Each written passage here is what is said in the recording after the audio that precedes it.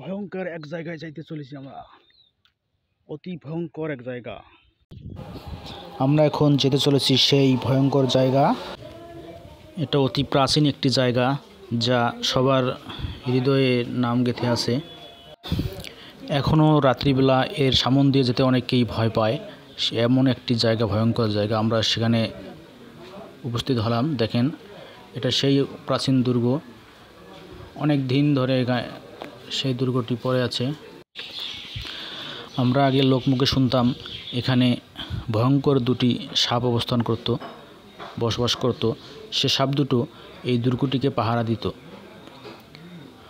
সে কারণে অনেকেই এখানে আসতে ভয় পায়। এবং এখানে দুজন লোক বসবাস করত, আমরা যাকে কাব্যিক ভাষায় বলি বুড়ো বুড়ি।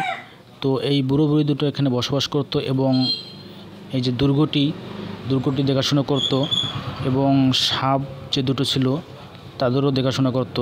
আমরা লোকমুখে অনেক শুনতাম যে সাপ এখানে পাহারা দিত এবং বুড়ো বুড়ি তাদেরকে সে সাপকে খাওয়াইতো। অতি ভয়ঙ্কর সাপ, যে সাপ দুটিকে বলা হতো নাগনাগিনী। তো এখানে যে বৃদ্ধ লোক দুটি বসবাস করতো বা বুড়ো বুড়ি বসবাস করতো, তারা সারাদিন এদিক সেদিক ঘুরে বেড়াতো, ভিক্ষা করত এবং দান খয়রাত করতো। এখানে এসে তারা অবস্থান করত এবং দেখাশোনা করতো, সাপেরও দেখাশোনা করতো এবং এই দুর্গটি অতি সুন্দরভাবে যত্ন সহকারে এই দুর্গটিকে তারা যত্ন নিত। এখন এই দুর্গটির এমন পরিস্থিতি দাঁড়িয়েছে যে এখানে যেতে ভয় পায়। এটা শুধু নামেই বর্তমানে আছে। এখানে বর্তমানে দেখা যাচ্ছে, দেখেন এই যে ভিতরের দৃশ্যটা, এখানে বর্তমানে কিছুই নেই। অনেক প্রাচীন একটি দুর্গ, এখানে কিছুই বর্তমানে নেই। তো এখানে শুধু দেখা যাচ্ছে যে গাছপালা, খড়কুটো, আগাছা এগুলোই বর্তমান আছে।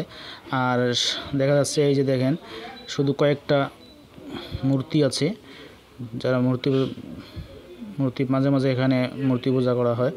এটা মূলত একটি মন্দির, প্রাচীন একটি মন্দির। সেখানে এই হিন্দু লোক দুটি যে বুড়ো বুড়ি বললাম, এই দুজনেই এখানে তো বসবাস করতো এবং দেখাশোনা করতো। সাপের ভয়ে অনেকেই এখানে আসতো না।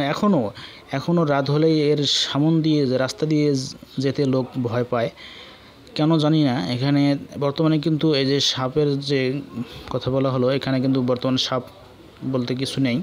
এবং এই যে লোক দুটো, এরা মাঝে মাঝে শুনি যে এরা নাকি অনেক নির্যাতনও করতো, মানে নিজের প্রতি নির্যাতন করতো এবং তারা নির্যাতন করতো এবং স্বাধীনভাবে এখানে আবার বসবাসও করতো, সারাদিন ঘুরে বেড়াতো। এটা এখন গোসাই বাসা নামে পরিচিত।